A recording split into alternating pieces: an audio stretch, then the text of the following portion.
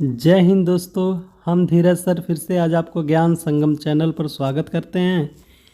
आइए आज हिंदी के 35 से अधिक कुछ महत्वपूर्ण हिंदी एमसीक्यू प्रश्न देखने चलते हैं जो विभिन्न प्रतियोगी परीक्षाओं में बार बार पूछे जा चुके हैं। इसी कारण से आगामी परीक्षाओं में इन प्रश्नों के पूछे जाने की संभावना है। आशा है कि ये सभी प्रश्न निश्चित ही आपको सफलता में सहायक सिद्ध होंगे। टेस्ट है हिंदी एमसीक्यू का। टोटल क्वेश्चन है 35 से कुछ अधिक प्रश्न हैं। पहला प्रश्न है व का उच्चारण स्थान क्या होता है। तो जो अंतस्थ वर्ण होते हैं, अंतस्थ वर्ण, उनको कहा जाता है य र ल व, य र ल और व। य और र को हम लोग य और ल को अर्ध स्वर कहते हैं। र को प्रकंपित वर्ण, जो व का उच्चारण स्थान होता है वो दंतोष्ठ होता है।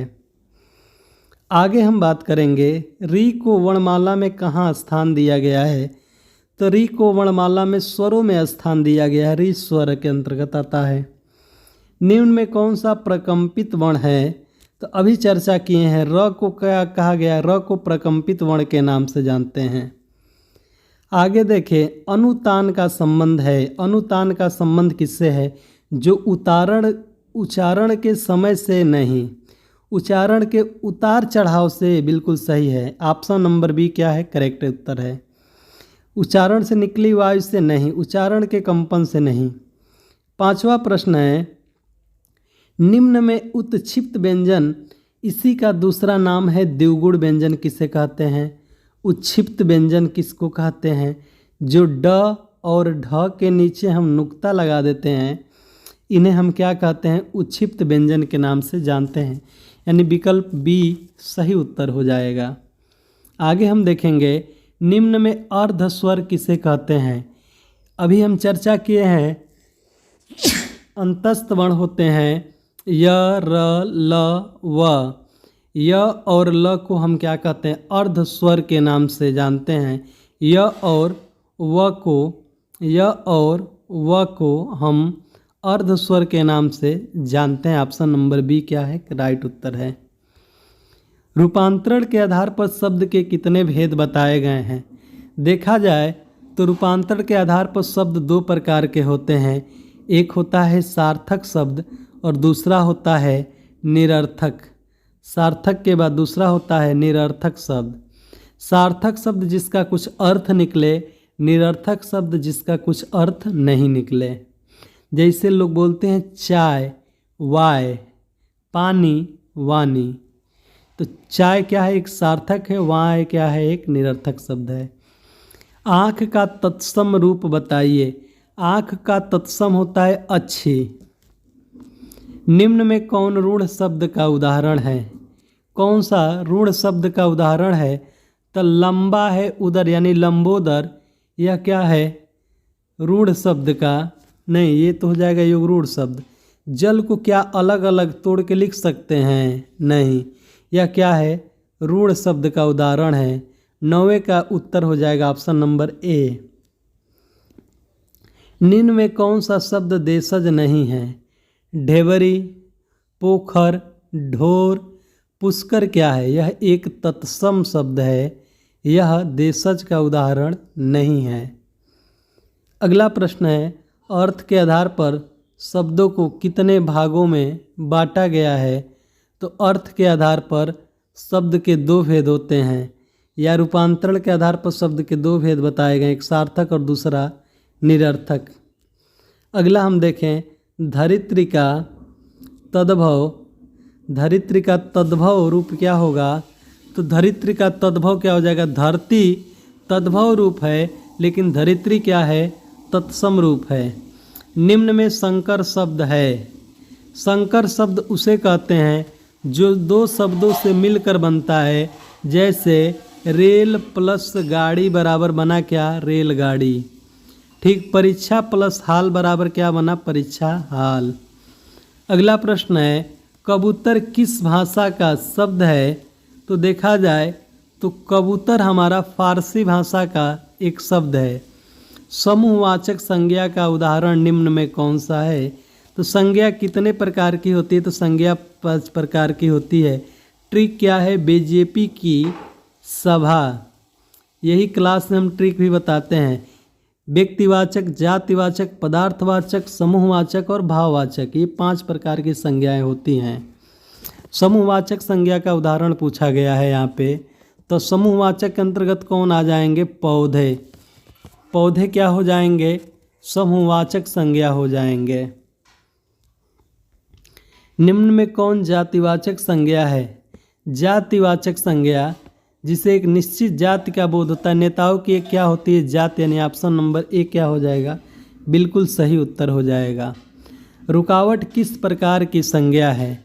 रुकावट किस प्रकार की संज्ञा है? तो भाववाचक संज्ञा है। रुक धन आवट, आवट प्रत्यय लगाकर बना हुआ है, तो ये भाववाचक संज्ञा है। हिंदी व्याकरण में संज्ञा के कितने भेद होते हैं? तो हिंदी व्याकरण में संज्ञा के अभी बताए हैं 5 भेद होते हैं। ट्रिक क्या है? बीजेपी की सभा। इससे व्यक्तिवाचक, जातिवाचक, पदार्थवाचक, समूहवाचक और भाववाचक। निम्नलिखित में से कौन सा शब्द संज्ञा का उदाहरण नहीं है? संज्ञा का उदाहरण नहीं है तो अच्छा बुरा एक गुण होता है। शिक्षक एक संज्ञा होता है। नाम, सोना, किताब, ये सब क्या है? सोना, चांदी, ये सब संज्ञा के उदाहरण है। लेकिन अच्छा बुरा ये गुण होता है, यानी अच्छा क्या हो जाएगा? विशेषण हो जाएगा। आगे हम देखेंगे सब नामों के बदले जो आते हैं उन्हें क्या कहते हैं? उन्हें हम, यानी जो संज्ञा के स्थान के बदले जो आते हैं उन्हें क्या कहते हैं? उन्हें हम सर्वनाम कहते हैं। सर्वनाम कितने प्रकार के होते हैं? तो 6 प्रकार के होते हैं। उनका भी ट्रिक बताए हैं। अनाप और सनाप। अनाप और सनाप। अ से अनिश्चयवाचक, न से निश्चयवाचक, प से पुरुषवाचक, स से संबंधवाचक, न से निजवाचक, प से प्रश्नवाचक।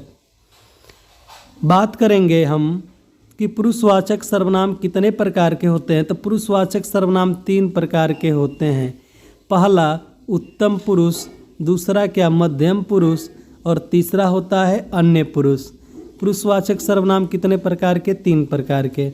विशेषण कितने प्रकार के होते हैं? तो विशेषण कितने प्रकार के होते हैं? 4 प्रकार के विशेषण होते हैं। गुणवाचक, पदार्थवाचक, सार्वनामिक विशेषण, ये 4 प्रकार के होते हैं विशेषण। GS, PS. गुणवाचक, संख्यावाची, परिणामवाचक और सार्वनामिक, ये 4 हमारे क्या होते हैं? विशेषण होते हैं। अगला प्रश्न देखेंगे। प्रश्नवाचक सर्वनाम का उदाहरण है। प्रश्नवाचक में कौन आता है? क्या क्या इसमें आता है प्रश्नवाचक सर्वनाम में? तो इसमें देखा जाए तो कौन, क्या प्रश्नवाचक सर्वनाम आते हैं। जो सो संबंध में, आप क्या है? निज का बोध कराएगा। अगला प्रश्न है मैं किस प्रकार का सर्वनाम हूँ? तो मैं उत्तम पुरुष हूँ। और उत्तम के साथ किस में आ जाएगा? पुरुषवाचक सर्वनाम के अंतर्गत आ जाएगा। ठीक। 4 दिन में किस प्रकार का विशेषण है? 4 दिन किसका बोध करा रहा है?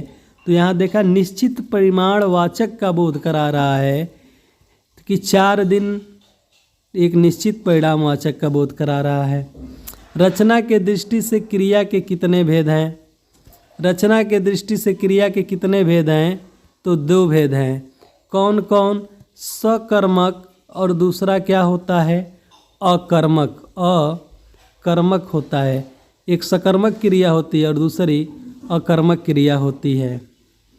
आगे हम देखेंगे जिस क्रिया से कार्य का फल कर्ता पर पड़ता है उसे हम क्या कहते हैं?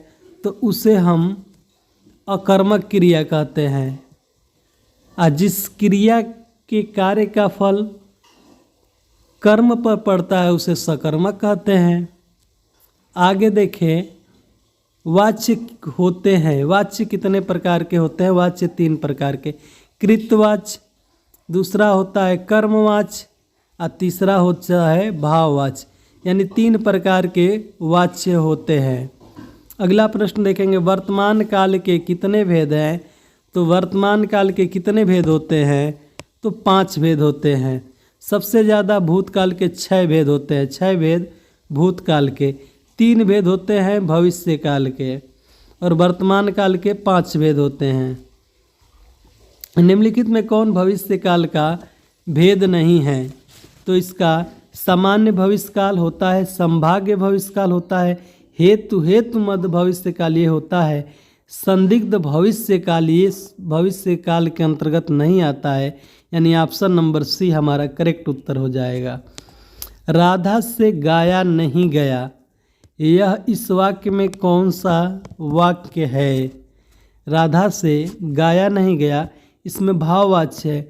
मोहन से पढ़ा नहीं गया, सोहन से रहा नहीं गया, रामू से खाया नहीं गया, इसमें भाव की प्रधानता मिलती है, इसलिए भाववाच्य हो जाएगा। मुख्य क्रिया के अर्थ को स्पष्ट करने वाली क्रिया को हम क्या कहते हैं? उस क्रिया को सहायक क्रिया। जैसे हम लिखे हैं कि राम घर जाता, यही छोड़ दे, तब क्या वाक्य पूरा है? नहीं। तो जब लिखेंगे है, जो मुख्य क्रिया के अर्थ को स्पष्ट करता है, उस क्रिया को हम सहायक क्रिया के नाम से जानते हैं बाबू। अगला देखिए, वहाँ वर्षा हुई होगी कौन सा काल है? तो वहाँ वर्षा हुई होगी, वहाँ पर संभाव्य हो जाएगा। संभाव्य भविष्य काल का उदाहरण है। वहाँ वर्षा हुई होगी, संभाव्य भूतकाल का उदाहरण है। आगे हम देखेंगे, जिस शब्द से क्रिया के होने का समय निर्धारित हो उसे हम क्या कहते हैं? तो उसे हम काल कहते हैं। क्रिया के होने का समय, समय काल का मतलब ही होता है समय। जहाँ समय का बोध होता है उसे काल के नाम से जाना जाता है। किस वाक्य में क्रिया विशेषण का प्रयोग नहीं है? राम जाता है, बिल्कुल इसमें कोई क्रिया विशेषण नहीं है। एक कर्ता है, एक क्रिया है, एक सहायक क्रिया है, यही वाक्य है।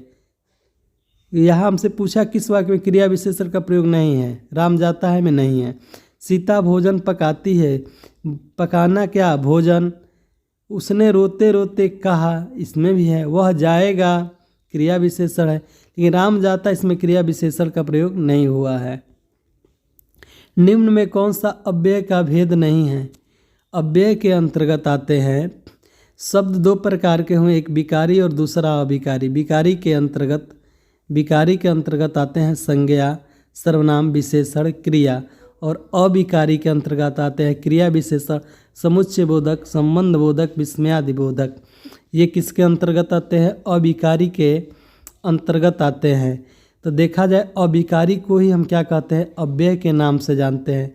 इसमें क्रिया विशेषण आता है, समुच्चय बोधक आता है, संबंध बोधक आता है, विस्मयादि बोधक आता है, गुणवाचक नहीं आता है।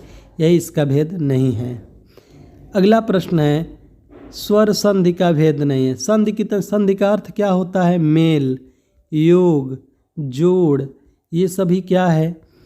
ये सब संज्ञा होती हैं। संज्ञा के भेद देखा जाए, संज्ञा 3 प्रकार की होती है। हरस्व एक होता है स्वर संधि, दूसरा व्यंजन संधि और तीसरा होता है विसर्ग संधि। अब स्वर संधि का भेद कितने होते हैं? 5 होते हैं। दीर्घ होता है, गुण होता है, वृद्धि होता है, यड़ होता है और अयादि होता है। यड़ संधि और अयादि संधि ये स्वर संधि के क्या हैं? भेद होते हैं। यही 5 स्वर संधि के भेद कहलाते हैं। व्यंजन संधि ये अलग हो जाती है। कि कैसा लगा ये आपको वीडियो? अगर वीडियो अच्छा लग रहा होगा तो कमेंट बॉक्स में कमेंट करके बताइएगा। फिर हम मिलेंगे अगले नेक्स्ट वीडियो में। तब तक के लिए जय हिंद साथियों। राष्ट्र हित में शिक्षा बाय धीरज सर।